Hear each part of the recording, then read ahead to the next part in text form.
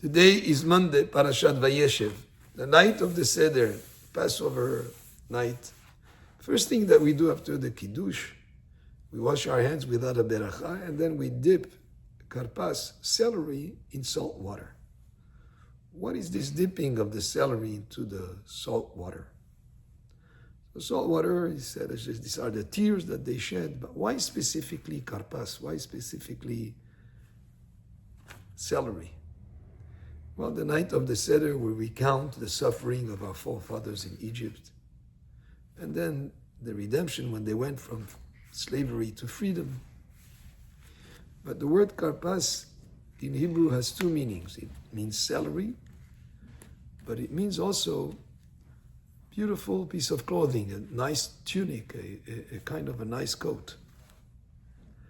And this is reminiscent, by hint, symbolically, of what happened in the parasha of this week, when the brothers of Yosef were jealous of him, and they sold him as a slave.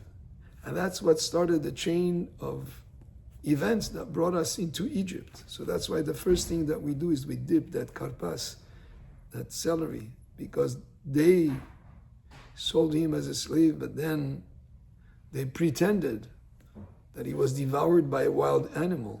They took his beautiful tunic that his father made for him, and they dipped it into the blood of a goat, pretending that a soiled tunic with blood, that maybe he was devoured by a wild animal, to show to their father. That is why it is the first thing that we do at the Seder of Passover, to remind us that all this chain of events that ended up the Jewish people in slavery in Egypt was because of that jealousy that was between the brothers and Yosef. His father made him a beautiful ketonet pasim. They were jealous of him. He had all sorts of dreams, and they were jealous of him. And jealousy, in Pirkei Avot it says, "Kin'ah ve'ata'ava ve'akavod motzi'im et ha'adam min ha'olam." Kin'ah, jealousy, ta'ava, greed or lust, desires, and kavod, chasing after honor, can take a person out of this world. It can bring even people to do the most horrible things to their own brother, just like we see in Cain and Hevel, the sons of Adam Arishon.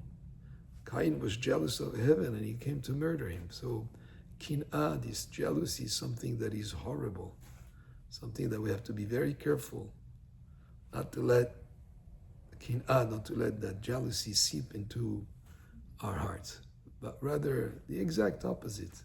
We should be happy for the success of others. We should be happy and congratulate those who have good things happen to them, rather than being jealous or to covet them. Actually, that is the 10th commandment, not tahmod, do not covet. So that's one of the ideas connected to the parasha of this week. Baruch Adonai le'olam, amen ve'amen.